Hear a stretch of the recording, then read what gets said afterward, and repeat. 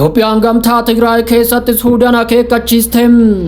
Agayya kudhan bara 2025 ganama qilleensa jiidhaa poorti Suudaan keessatti hoogganaan basaasaa Itoophiyaa Reedwaan Huseen dura taa'aa mana maree abbaa biyyummaa Suudaan Abdul Fattah al-Burhaanii fi Daayireektara basaasa waliigalaa Suudaan waliin walgahii qooda guddaa qabu jalqabuun dhagahame. Mariin walxaxaa ture jechi sulfaataa ture jedhame. Itoophiyaan Suudaan abiddaan taphachaa jirti jechuun himatte.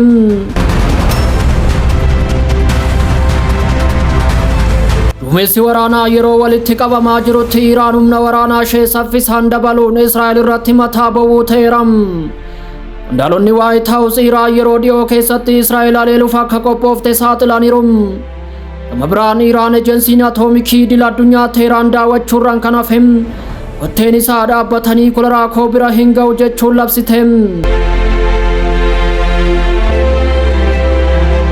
Itanaa'uun qeeqaa addunyaa mormuun weerara magaalaa Gaazaa irratti karoorfate akka itti fufu dhaadateera. Gama biraan Hamaas rukuttaa cimaa hin eegamne Israa'el irratti taasisuun dhagahame.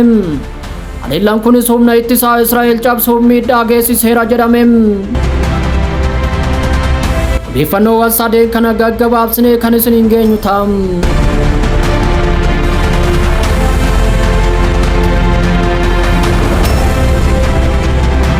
Itoophiyaan gamtaa Tigraay irratti Suudaan akeekkachiiste.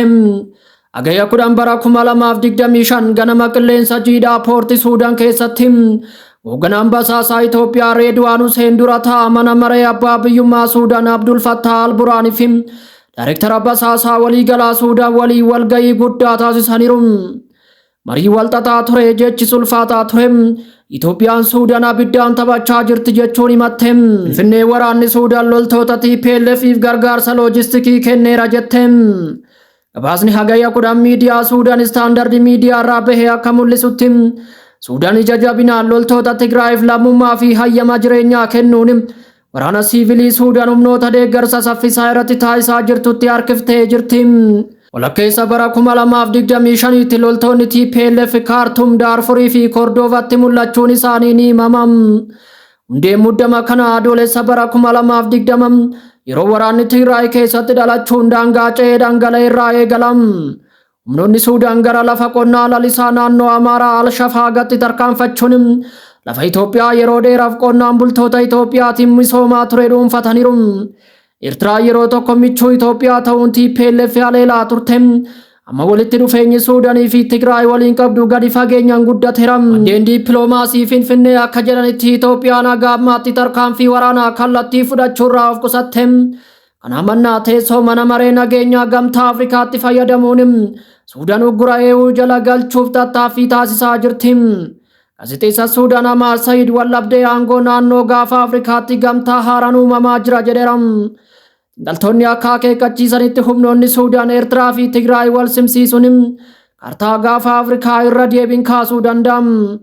Nagaa dadhabaa Itoophiyaa Eertiraa fi Tigraay gidduu jirus balaadhaaf saaxiluu danda'a jechuun akeekkachiisaniiru.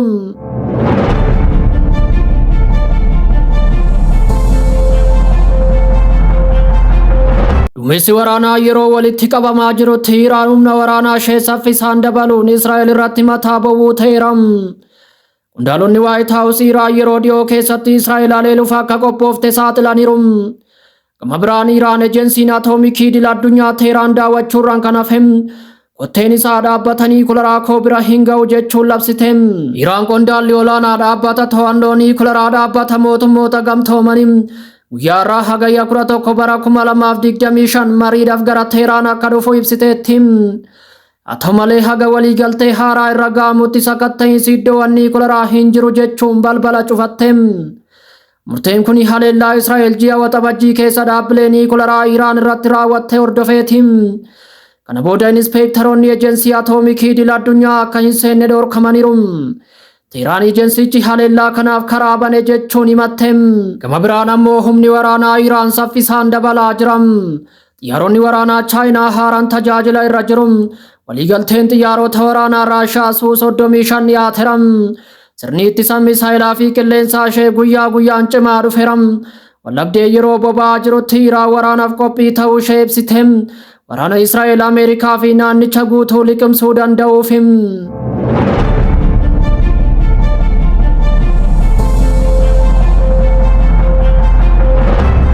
Netanyahuun qeeqaa addunyaa mormuu weerara magaalaa Gaazaa irratti karoorfate akka itti fufu dhaadateeram. Gama biraan Hamaas rukuttaa cimaa hin eegamne Israa'el irratti taasisuun dhagahamem. Haleellaan kunis humna ittisaa Israa'el cabsuun miidhaa geessiseera jedhamem. Hagayya 10 bara 2025 maddoonni Rooyitarsii fi Al Arabiyaa akka gabaasanitti dilbata darbee waraanni Israa'el piroojeektaayiliin 2 Gaazaa irraa gara Israa'elitti dhukaafamuu ibsuun bu'aan addaan kutuu dadhabuusaa gamaggamamaa jira jechuun ibsem. Hamaas rasaasni takka hagaaftutti Israa'el gatii guddaa baasisuuf irra deebine ejjennoo isaa ibseram. Gama biraan murtee jimaata darbe kaabinee nageenyaa Israa'el irra ga'e duubatti deebiinsi hamaan mudateeram. Guyyaa kaleessaa Ispeenii fi biyyoonni Awurooppaa biroo 7 Israa'el balaaleffataniiru. Gochi Israa'el kun lakkoofsa namoota nagaa du'an dabaluu qofa jechuun Falastiinota gara miliyoona 2 olii buqqisuu fi rakkoo namoomaa hammeessuu akka ta'e akeekkachiisaniiru. Qondaalonni mana maree nageenyaa dhaabbata mootummoota gamtoomanii gama isaaniin karoorri kun naannichatti balaa guddaa fiduu danda'a jechuun akeekkachiisaniiru. Netanyaahuu Teel Aviv keessatti mormiin keessoo dhukaasa dhaabuu gaafatu kan isaan mudate yoo ta'u, ministeeronni mirga fagoo ammoo duulli cimaan akka gaggeeffamu gaafatu. Erga Hamaas onkololeessa bara 2023 haleellaa raawwateen lammiilee Israa'el 1,219 ajjeese asim.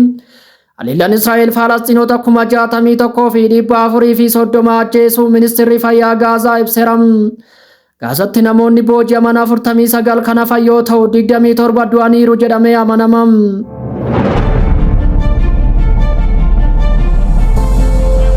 Egaa kabajamtoota hordoftoota miidiyaa JSS Afaan Oromoo odeeffannoo gaggabaaboo yeroo kanaaf qabannee dhufne kanumam. Yeroon booda odeeffannoo biroo haaraa qabannee aga walitti deebinutti bakka jirtan hundatti hamtuun isin hin argin jennee asumaan nagaadhaan mannam.